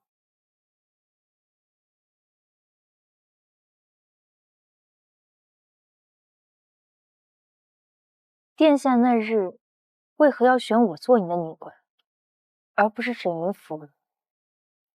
缘由我已说过了。就只是那些？那你觉得还有什么？